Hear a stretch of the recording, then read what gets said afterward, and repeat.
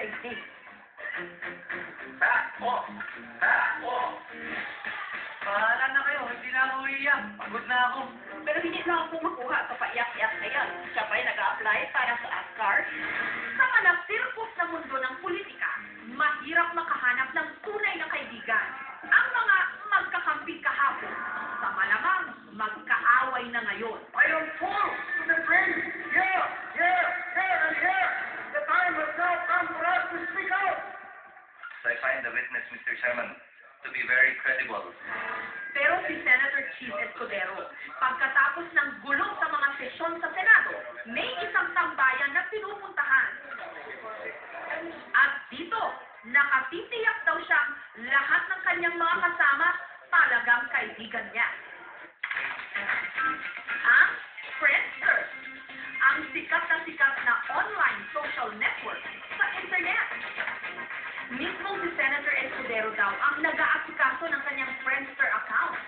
Trabaho namin sa pamahalaan na maging in touch sa ating mga kababayan. Isa paraan ko para makita nila kung anong trabaho ang ginagawa ko sa loob ng gobyerno o sa labas.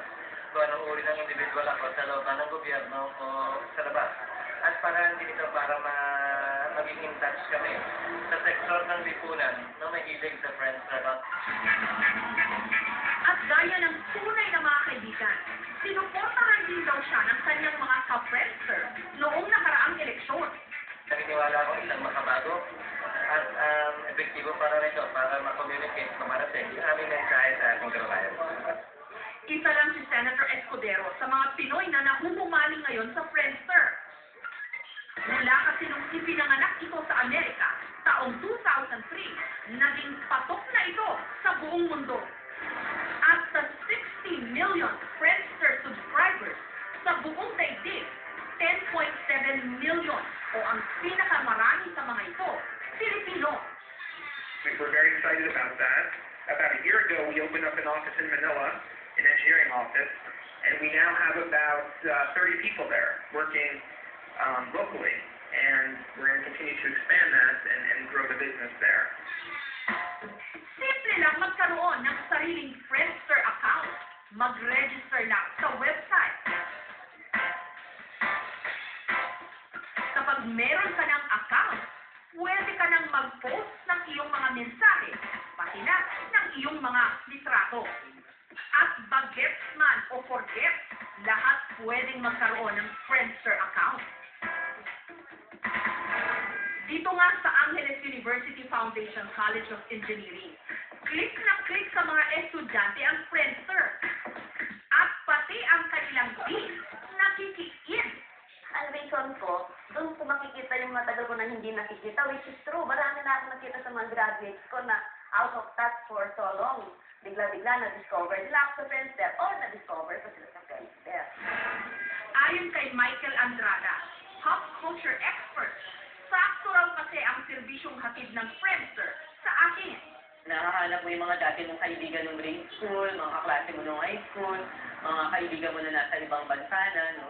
Tapos, nagmamagnify siya ng self-esteem. Pinapresent mo ngayon dun sa virtual na mundo na ikaw ay isang, pleasant na tao dahil maraming nakikipagkaibigan sa'yo. Friendster nga raw ang isa sa pinakamadaling paraan para magkaroon ng koneksyon sa mga kaibigan at maging sa mga sikat. Katulad ng starstruck ultimate female survivor na si Jeneline Mercado. Meron akong mga taga-maintain, lalo na hindi ko mga naaasikaso, lalo na noon. Pero ngayon, ngayon wala na masyadong ginagawa. So, talagang pag nasa room ako talaga nag-internet lang, Friendster, ganyan. Mahigit 900 accounts ang nakapangalan kay Jeneline. Pero iisa lang daw sa mga ito ang kanyang tunay na account. At ngayon, gumawa pa siya ng isa pang panibago. At dito sa account na ito, dadalawa pa lang ang kanyang friends. Ito lang daw kasi ang mga maituturing niyang tunay na kaibigan. At pagkapanganak daw ni Jeneline, gagawan din niya ng Friendster account ang kanyang baby. Marami akong nare-receive ng mga messages na anong gusto mong name sabihin. Parang excited silang lahat na makita yung baby and kung ano ba, boy ba o girl. Para lang niya, meron siyang bubuksan. At hindi lang tao ang pwedeng magkaroon ng Friendster account. Pwede rin ang mga asosasyon, mga eskwelahan, kumpanya, pati mga alagang hayop. Pati ang mga namayapa na, meron ding Friendster account. Katulad ng ating pambansang bayani. Si Pangulong Gloria Macapagal Arroyo, mahigit 200 ang kanyang Friendster account. Pero wala raw ni isa sa mga ito. At talagang sa kanya, ginamit lang daw ang kanyang pangalan. Napakadali na kasi ang gumawa ng Friendster account. Kaya may mga nang aabuso. Si Ellen, 19 years old, modelo. Maraming humanga sa kanyang ganda dahil sa mga pictures na in-upload niya sa kanyang Friendster account. Pero naging mitsa raw ang mga ito para gamitin siya sa panluloko. Mixed emotion. Parang you get flattered because you have a stalker, but then you're scared, and you don't know what to do. It's irritating at the same time. Dinikit din ang kanyang mukha sa mga malalaswang larawan na halos ikasira ng kanyang pag-aaral at ikinaalarma ng kanyang mga magulang. My mom freaked out, and my uncle was furious about it. Na at first, my mom didn't believe me. She said, "No, it's not me. If you want, you can search it." So, then there, they searched it. Sila sa dad ko, they searched my name, and then they saw the pictures, they saw some forums there, na parang, people saying negative things about me, hurtful words. Aminado ang NBI o ang National Bureau of Investigation. Malabo ang batas laban sa mga nanloloko sa internet. Pag kasi walang ganyang klase ng batas, it is more difficult for law enforcement to secure search warrants in courts. Most of the time, bumabagal ang investigation. The worst thing is, humihinto ang investigation kasi wala tayong makuhang ebidensya from the ISPs and the phone companies.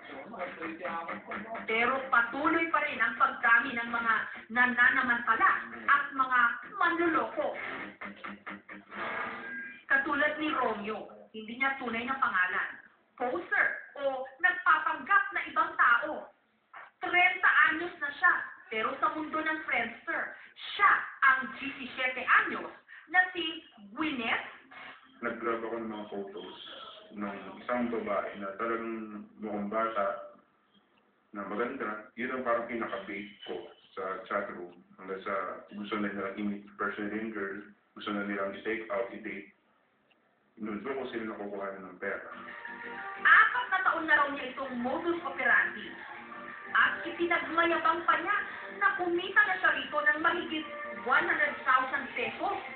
Meron ditong private involved. Ang offended party is yung owner ng yung owner ng identity. Apart from that, kung namumulekta siya ng pera, hindi naman niya mai-deliver yung service na pinapangako niya dahil nagloloko lang siya, eh pwede rin itong estafa o swindling. Salamat sa Friendster at sa internet dahil napakadali na kayong makipag-ugnayan sa ating mga kaibigan. Pero ingat lang sa bagong teknolohiya dahil tila pinadali na rin ito ang panloloko at pang-aabuso.